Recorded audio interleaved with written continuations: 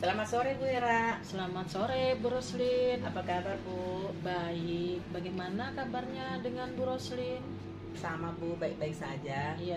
Ya, saya minta maaf Bu, saya mau minta pendapat Ibu beberapa dalam tugas perkuliahan saya, yaitu saya mengidentifikasi beberapa masalah. Ada 5 masalah yang akan saya minta solusi dari Ibu, bagaimana cara memecahkan masalah tersebut.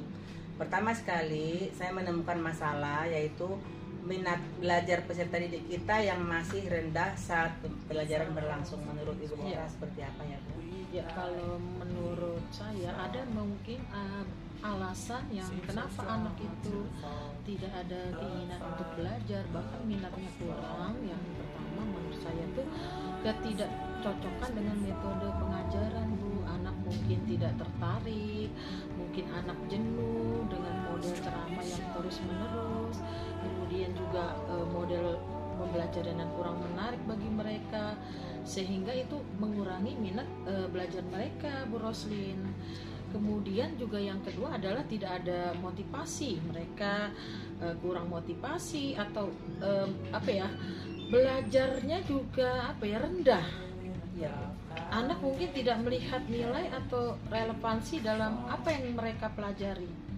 Kadang-kadang ya karena tadi guru tersebut kurang memberikan strategi pembelajaran yang baik, sehingga anak jenuh dan tidak ada minat sama sekali untuk belajar. Kemudian juga mungkin salah satunya adalah faktor lingkungan, Ibu. Kita tahu ya, lingkungan di sekitar anak tuh termasuk dukungan dari orang tua dan teman-teman, itu juga bisa mempengaruhi minat belajar mereka. Karena apa? Karena menghambat minat belajar mereka juga, Bu. Kemudian juga kesenjangan minat, Bu. Anak mungkin memiliki minat yang berbeda di luar kurikulum sekolah, dan jika minat itu tidak diakomodasi, mungkin minat belajar mereka tuh dapat menurun gitu, kalau menurut saya. Jadi penting untuk mendukung anak mengidentifikasi faktor yang mungkin bisa mempengaruhi minat belajar mereka dan mencari cara untuk membuat belajar lebih menarik dan relevan dengan keinginan mereka, Bu Roslin. Terima kasih Bu. Untuk selanjutnya Bu, saya mendapat kesulitan juga di dalam pembelajaran literasi dan numerasi Bu, yang masih rendah kita atau saya temuin pada waktu pembelajaran. Menurut Ibu bagaimana Bu caranya supaya numerasi dan literasi ini bisa lebih baik lagi untuk kedepannya untuk peserta didik kita? Ya, kalau kita perhatikan memang literasi dan numerasi itu kan merupakan bagian yang sangat penting ya dalam anak untuk pembelajaran, karena memang salah satu faktor literasi numerasi itu akan mempengaruhi rangkap pendidikan kita, mungkin salah satunya di sekolah kita ya, Bu Roslin. Mungkin kita emas pembelajaran itu lebih menarik, dan juga anak dibiasakan untuk mencari referensi pembelajaran yang artinya jangan hanya dari sumber guru itu saja, salah satunya, Bu Roslin. Ya, mungkin anak itu kita berikan pembelajaran yang menarik. Salah satunya adalah mungkin anak kita ajak di perpustakaan, Bu Roslin. Oh iya, benar. Sehingga anak itu tidak jenuh, tidak bosan gitu. Itu salah satunya penting. Kemudian guru juga harus cermat dalam hal ini, Bu Roslin. Cermatnya seperti apa?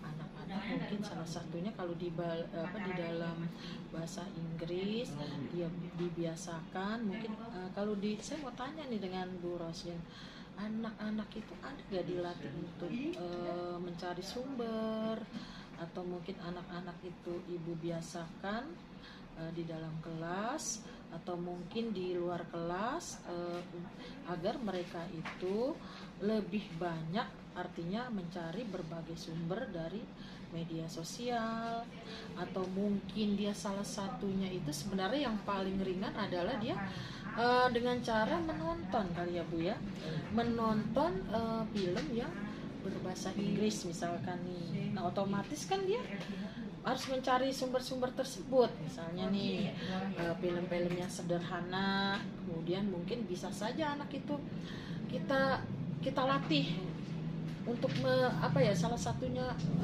mencermati dari film tersebut misalkan, otomatis kan ada minat dia untuk mencermati dari nonton tersebut, Bu Roslin. Nah, kemudian mengenai numerasi, kadang-kadang kita salah anggapan bahwa numerasi itu adalah identik sekali dengan konsep matematika. Sebenarnya numerasi di dalam semua mata pelajaran itu ada hubungannya gitu. Mungkin salah satunya pembelajaran bagaimana menghitung waktu, ya kan ya Bu ya, salah satunya mungkin bisa diaplikasikan di dalam pembelajaran, saya rasa Bu. Jadi Ya, benar Bu, karena ya, kebetulan memang materi saya kemarin itu benar tentang waktu. Jadi anak-anak itu masih kesulitan menghitung dari jam ke menit, dari menit ke jam. Jadi ya. menumerasi yang seperti itu termasuk juga ya Bu? Iya, termasuk. Artinya anak itu kadang-kadang dia waktu saya tanya waktu pembelajaran ya, jangankan anak SMP Bu, anak kuliah saja kadang-kadang dia tidak bisa menghitung misalkan dari 1 jam berapa menit, kemudian diinikan lagi ke detik, itu masih mereka masih kurang dalam konsep-konsep numerasinya Bu. Mungkin hal-hal yang mungkin ringan ya, salah satunya adalah menghitung waktu, atau mungkin bisa saja dia misalkan nih dalam bahasa Inggris ada gak liter gitu Ya, ada Ibu. Ya, sebenarnya kalau lebih banyak ini memetakan jumlah, anak-anak ini masih kesulitan mengatakan dari keratusan ke ribuan gitu. Mereka itu sudah